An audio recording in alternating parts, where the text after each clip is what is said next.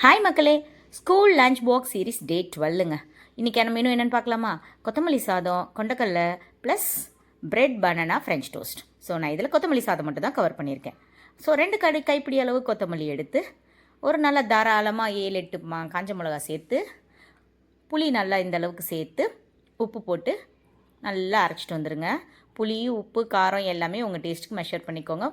So உங்கள் வீட்டில் என்ன பயன்படுத்திங்களோ அந்த அளவு இதை பேலன்ஸ் பண்ணிக்கோங்க. ஸோ அதுக்கப்புறம் ஒரு நல்ல 2 கரண்டி அளவு எண்ணெய் ஊற்றி கடுகு, உளுந்து, கருவேப்பிலை தாளித்து இந்த அரைச்சி வச்சுருக்க பேஸ்ட்டை ஊற்றி நல்லா 15 நிமிஷம் கொதிக்க விட்டிங்கன்னா இந்த அளவுக்கு திக்னஸ் ஆயிரும்.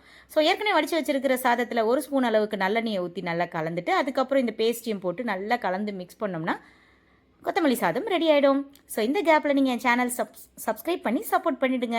இது போன்ற நல்ல வீடியோக்கள் நம்ம பார்க்கலாம். ஸோ அவ்வளோதான். எனக்கு ஒரு 3 கரண்டி அளவு சாதம் தேவைப்பட்டுச்சு. நான் என் பையனுக்கு ஏற்ற மாதிரி பேக் பண்ணிட்டேன். அதுக்கப்புறம் இதுக்கான வீடியோவும் நான் ஏற்கனவே அப்லோட் பண்ணிட்டேன். நான் டிஸ்கிரிப்ஷனில் லிங்க் கொடுக்குறேன், செக் பண்ணி பாருங்கள். இது பிரெட் பனானா ஃப்ரெஞ்ச் டோஸ்ட். அதுக்கப்புறம் நைட்டெல்லாம் ஊற வச்ச கொண்டக்கடலையை தாளித்து தேங்காய் பூ சேர்த்துருக்கேங்க. அவ்வளோதான். இதுக்கான ரெசிபி வேணாலும் கமெண்ட் பண்ணுங்கள், நான் உங்களுக்கு அப்லோட் பண்ணுறேன். ஸோ எப்படி இருந்துச்சுன்னு செஞ்சு பார்த்துட்டு நான் கமெண்ட் பண்ணுங்கள்.